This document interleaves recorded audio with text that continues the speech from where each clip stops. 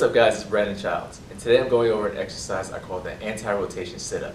Now this exercise is good for not only improving your overall core strength, but it's good for teaching your central nervous system how to appropriately engage your abs and obliques together to work against force from multiple different directions through a varying upper body angle. Now this is going to be very important because in all aspects of our life, whether we're playing sports or just in our regular lives, we can't always control where we may receive external force. You know, if you're playing a sport, obviously you're making a lot of change directions, maybe you're getting contact. You want to make sure that you're able to embrace your core to help protect yourself. It's also good for regular life and just overall balance because you may be walking down the street, you may bump into something, stumble on something. You want to make sure that your core knows how to engage appropriately to help prevent you from getting any kind of injuries from falls and things like that.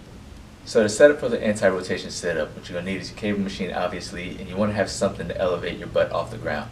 This is because if you try to do this laying flat, more than likely when you try to go for the sit-up, your knees are going to lift up. You're going to have to really use a lot of your hip flexor strength to come up, which is going to take a lot away from your abs. So I'm going to be using a BOSU just because it's the most comfortable, but you can use a step block, bench, whatever you want, just something to elevate your butt off the ground. So then once you get set up, you want to make sure that it's lined up directly next to the cable. And then you want to position your hips slightly, if you're on a BOSU at least, you want to position your hips slightly on the front side.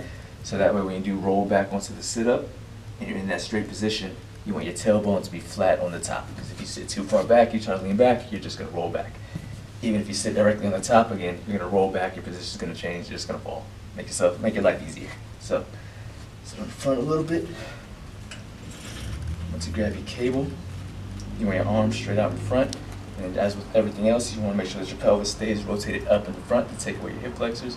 But then when you're in the seated position, you want to make sure that your chest stays up and high the entire time so that you're not just rounding in the front, using your shoulders and your chest to compensate.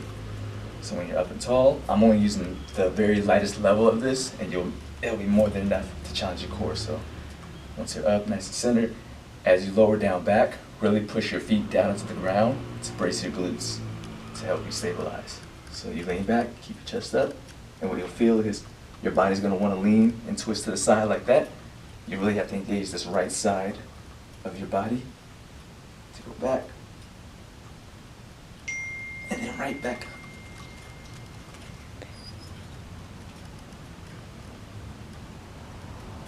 It's perfectly normal for one of your hips or your knees to really want to drift to one side.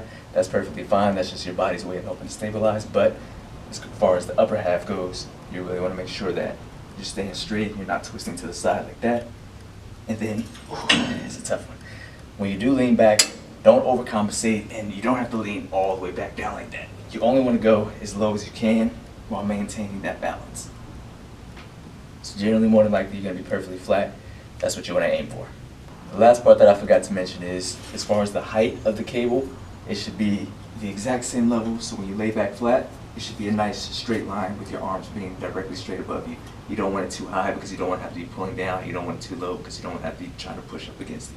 It should be nice, perfectly straight, so that everything is nice and good alignment.